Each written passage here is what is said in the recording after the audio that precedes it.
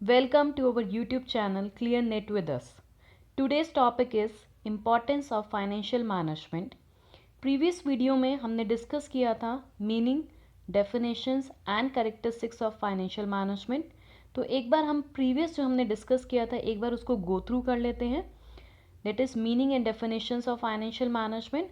तो financial management जो हमने डिस्कस किया था it is mainly concern with arrangement of funds, procurement of funds and their effective utilizations so that आपके जो भी बिजनेस के ऑब्जेक्टिव्स हैं वो आपके अचीव हो जाएं. फंड्स को अरेंज करना, उनको प्रॉपरली यूटिलाइज करना सो दैट ओवरऑल जो भी फाइनेंशियल नीड्स हैं एंड ओवरऑल ऑब्जेक्टिव्स हैं बिजनेस के वो अचीव हो जाएं. देन उसके बाद फाइनेंशियल मैनेजमेंट बेसिकली क्या क्या इन्वॉल्व था फाइनेंशियल मैनेजमेंट में, financial planning, raising funds and their effective utilization. It is also known as corporate finance and business finance. ये भी हमने डिस्कस करा था प्रीवियस वीडियो में. देन कुछ हमने फीचर्स डिस्कस करे थे फाइनेंशियल मैनेजमेंट के. Financial management is science as well as art. It is universally applicable.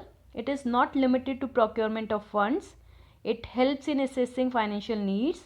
It influences other functions. It is continuous in nature. It is dynamic in nature and achievement of company objectives. तो अगर आपको थोड़ा सा detail में इन features को देखना है तो आप प्रीवियस वीडियो को देखिए. डिस्क्रिप्शन बॉक्स में जो है प्रीवियस वीडियो का लिंक जो है वो अवेलेबल है. आज जो हमारा टॉपिक है that is importance of financial management. Financial management जो है बच्चे it is very important for the business.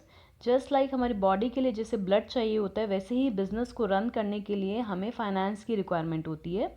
तो first importance is it is helpful in raising funds.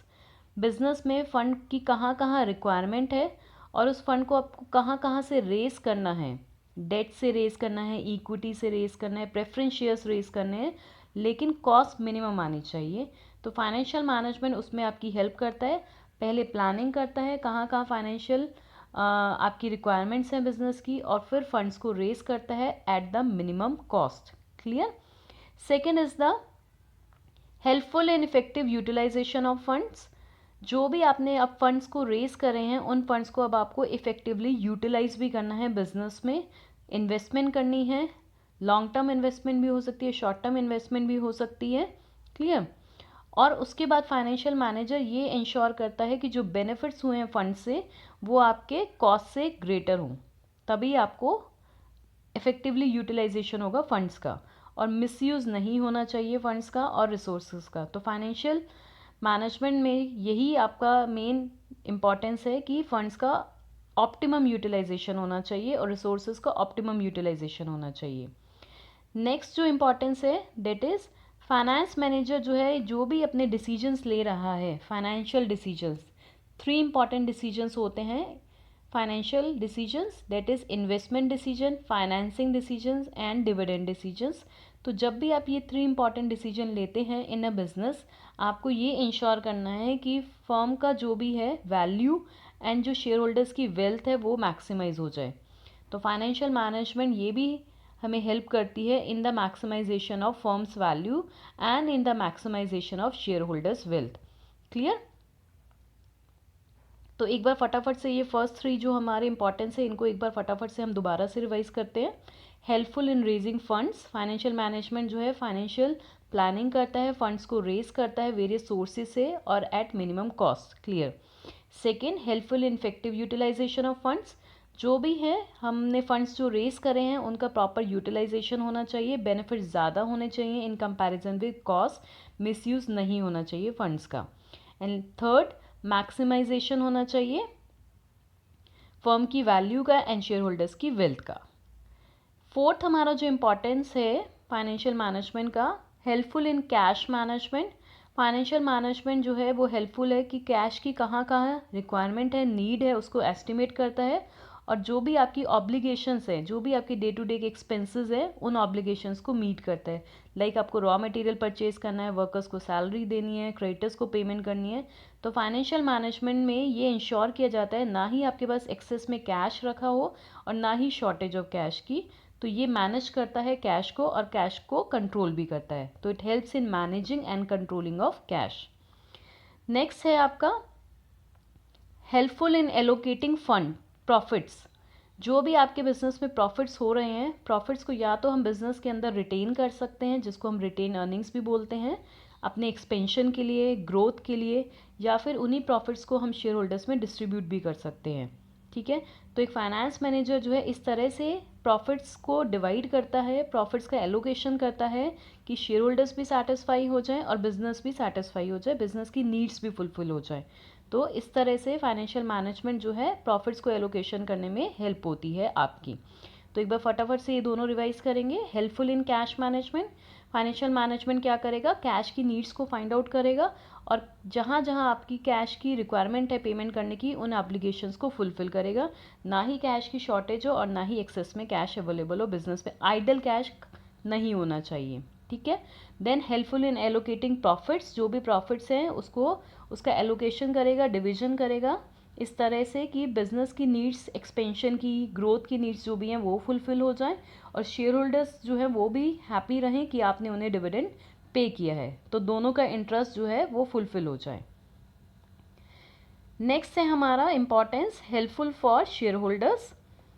अगर शेयर होल्डर को नॉलेज है फाइनेंशियल मैनेजमेंट की, तो वो बिजनेस की पोजीशन को एनालाइज कर सकता है, profitability position, liquidity position and financial position, और with the help of financial principles जो हैं वो एसेस कर सकता है, वो फाइंड आउट कर सकता है कि जो कंपनी है वो एफिशिएंटली मैनेज हो रही है या नहीं हो रही। ठीक है, तो शेयर होल्डर्स के लिए भी knowledge of financial management is very important. Then helpful for investors, अगर आपको किसी कंपनी में इन्वेस्ट करना है और आपको फाइनेंशियल मैनेजमेंट की नॉलेज है, तो आप उस कंपनी की फाइनेंशियल पोजीशन को एनालाइज कर सकते हैं और वो नॉलेज आपको हेल्प करेगी कि आपको उस कंपनी के शेयर्स में इन्वेस्ट करना है या नहीं करना है, उस कंपनी के शेयर्स परचेज करने हैं या नहीं करने हैं। तो इस तरह से एक इन्वेस्टर को भी हेल्पफुल हो जाता है अगर उसे फाइनेंशियल मैनेजमेंट और फाइनेंशियल प्रिंसिपल्स की नॉलेज है।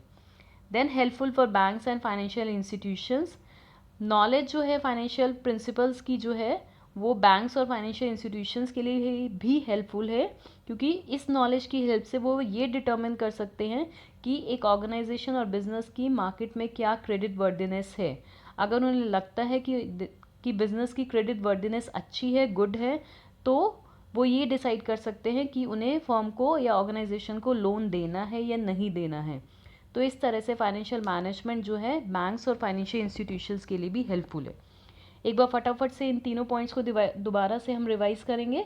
शेयर होल्डर्स के लिए कैसे हेल्पफुल है कि अगर उन्हें फाइनेंशियल मैनेजमेंट की नॉलेज है तो उन्हें फर्म की प्रॉफिटेबिलिटी, लिक्विडिटी और फाइनेंशियल पोजीशन का पता लग जाएगा। उन्हें ये नॉलेज हो जाएगी कि फर्म, कंपनी जो है एफिशिएंटली मैनेज हो रही है या नहीं हो रही।